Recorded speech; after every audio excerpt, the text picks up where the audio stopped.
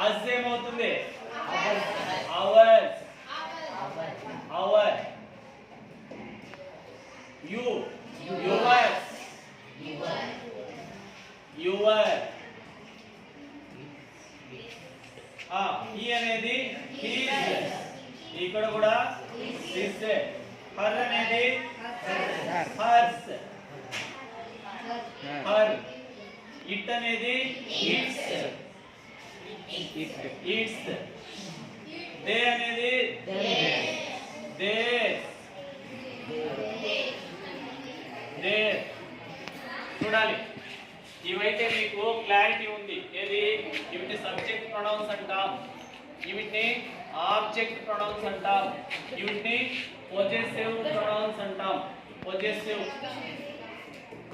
బాగా subject place లో మాత్రమే రావాలి సబ్జెక్ట్ ఎక్కడ వస్తుంది సెంటెన్స్ కి స్టార్టింగ్ లో వస్తుంది కాబట్టి స్టార్టింగ్ లో మాత్రమే ఇవి రావాలి ఇది ఆబ్జెక్ట్ ప్రొనౌన్స్ అంటే మిడిల్ లో రావచ్చు లేదా లాస్ట్ లో రావచ్చు తమిళలో అప్పుడే లేదు కాబట్టి చూడు I gave him sorry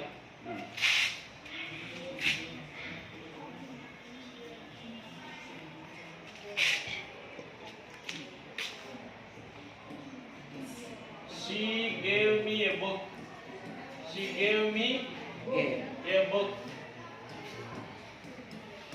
so ఇప్పుడు చూడాలి తమిళలో చూడాలి she అనేది సబ్జెక్ట్ gave అనేది వర్బ్ me అనేది object so subject verb object subject ఎక్కడ ఉంది ఇక్కడ సెంటెన్స్ లో స్టార్టింగ్ లో ఉంది కాబట్టి మనము ఈ సబ్జెక్ట్ గా యూజ్ చేయాల్సి వచ్చినప్పుడు ఈ ప్రొనౌన్స్ మాత్రమే యూజ్ చేయాలి ఎందుకంటే ఇవే సబ్జెక్ట్ ప్రొనౌన్స్ అంటే సో సబ్జెక్ట్ ప్లేస్ లో యూజ్ చేయాలంటే ఏ ప్రొనౌన్స్ యూజ్ చేయాలి మనము I we you he she it they లేదా నేమ్స్ ఓకేనా తర్వాత ఇక్కడ ఆబ్జెక్ట్ ఇక్కడ ఉంది she gave me a book ఇక్కడ షీ గేవ్ మీ దాకా లాస్ట్ అయితే she gave me a book అంటే సబ్జెక్ట్ ఆబ్జెక్ట్ ఇక్కడ ఎక్కడుంది మిడిల్ లో ఉంది సో ఆబ్జెక్ట్ అనేది ఇక్కడ మిడిల్ లో ఉంది చూడు రామ కిల్డ్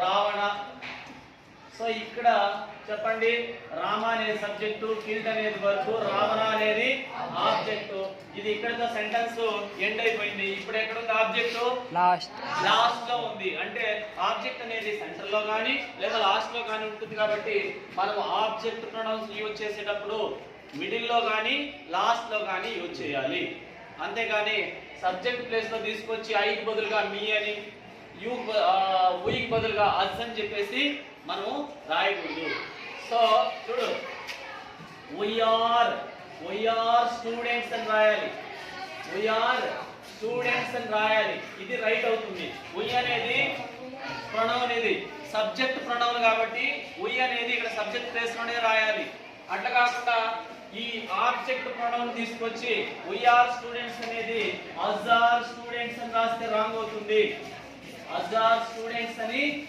రాయకూడదు ఇది రాంగ్ అవుతుంది అలాగే ఐ యామ్ ఏ స్టూడెంట్ అనాలి లేకపోతే ఐ యామ్ ఏ టీచర్ అనాలి కానీ me am a teacher me am a student అని చెప్పేసి రాయకూడదు ఆయా ప్లేసుల్లో అవి ఉండాలి తర్వాత పొజెసివ్ ప్రొనౌన్స్ చూడాలి mine ours yours his hers its theirs వీటినే మనము పొజెసివ్ ప్రొనౌన్స్ అంటాము ఏమంటాము పొజెసివ్ ప్రొనౌన్స్ అంటాము ఆ పొజెసివ్ ప్రొనౌన్స్ అనేవి ఎక్కడ ఉండాలంటే మామూలుగా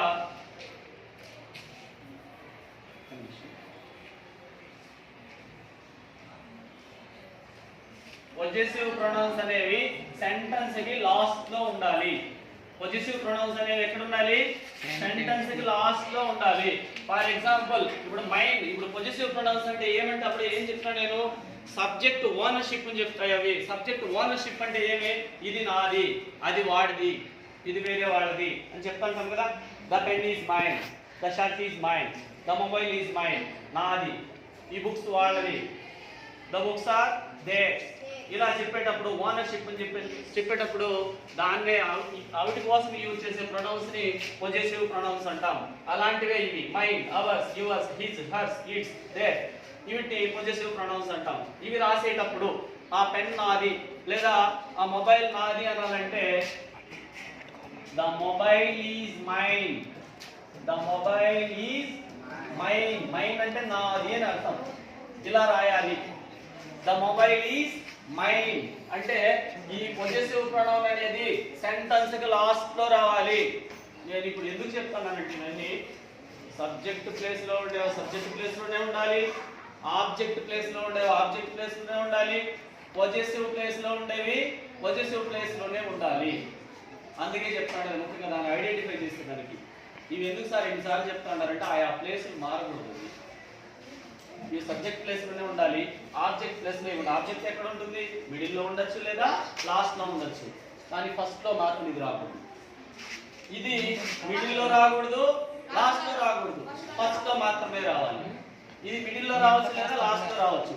ఇది mine, ours, yours, his, hers, its, theirs అనేది సెంటెన్స్ కి లాస్ట్ లో మాత్రమే రావాలి. ద మొబైల్ ఈజ్ మైన్ అంటే రైట్ అవుతుంది తప్ప చూడు ఇట్ ఈజ్ మైన్ మొబైల్ అని రాయకూడదు. మైన్ మొబైల్ అని రాయకూడదు. ఇలా రాస్తే రాంగ్ అవుతుంది. సో ఈ పొజెసివ్ ప్రొనౌన్స్ తర్వాత we should not use any noun. దీని తర్వాత నౌన్ అనేది ఉండకూడదు. సో నౌన్ అనేది ముందు వచ్చింది, ఇవి లాస్ట్ కి వెళ్తుంది. సో లాస్ట్ లో మాత్రమే ఇది రాయాలి. The mobile is mine, the books are theirs, the shirt is mine. ఇలా ఆ లాస్ట్ కి వెళ్ళిపోవాలి.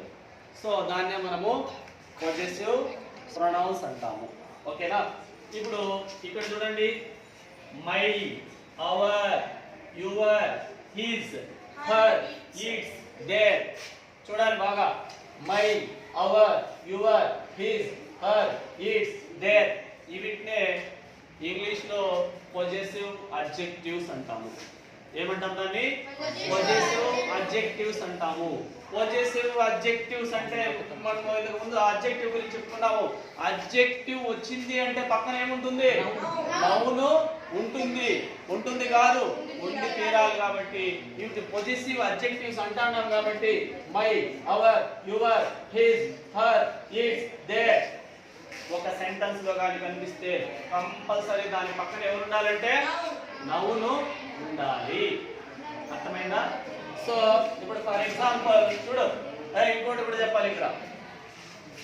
It is my pen, it is my pen. So ఇక్కడ పెన్ అనేది నౌన్, మై అనేది అడ్జెక్టివ్. ఎందుకు అడ్జెక్టివ్ అయింది? నౌన్ కి పక్కన లెఫ్ట్ సైడ్ ఏదైనా ఉంటే దాన్ని మనం ఏమంటాం? ఎవడో మాట్లాడుతాడు బాలేదురా. ఇట్ ఈజ్ మై పెన్ అంటే పెన్ అనేది నౌన్, పక్కన ఉండేది ఏమవుతుంది? తమిళలో చెప్పాలి, ఏం తలంచుకోలేవు. So it is my pen అంటే ఇక్కడ పెన్ నౌన్, పక్కన ఉండేది ఏమవుతుంది? అడ్జెక్టివ్ అవుతుంది. ఇక్కడ చూడు, this is our house, this is our house. So house అనేది ఏమవుతుంది? ఇక్కడ నౌన్ అవుతుంది. పక్కన ఉండే అవర్ ఏమవుతుంది? అడ్జెక్టివ్ అవుతుంది. అంటే పొజెసివ్ అడ్జెక్టివ్స్ తర్వాత కంపల్సరీ మనము నౌన్ అనేది యూజ్ చేయాలి. ఎందుకంటే ఇంతకు ముందే అడ్జెక్టివ్ గురించి చెప్పినప్పుడు ఏం చెప్పినాము? అడ్జెక్టివ్ అంటే పక్కన కంపల్సరీ నౌన్ అనేది ఉంటుంది. నౌన్ పక్కన లెఫ్ట్ సైడ్ ఏదున్నా సరే అది అడ్జెక్టివే అవుతుంది. దీన్ని కూడా అడ్జెక్టివ్ అంటాం. కాకపోతే దీన్ని పొజెసివ్ అడ్జెక్టివ్ అంటాం. ఏం అడ్జెక్టివ్ అంటాం? పొజెసివ్ అడ్జెక్టివ్ అని ఎందుకంటే అన్నాము? అక్కడ అవర్ అంటే మాది, యువర్ అంటే మీది.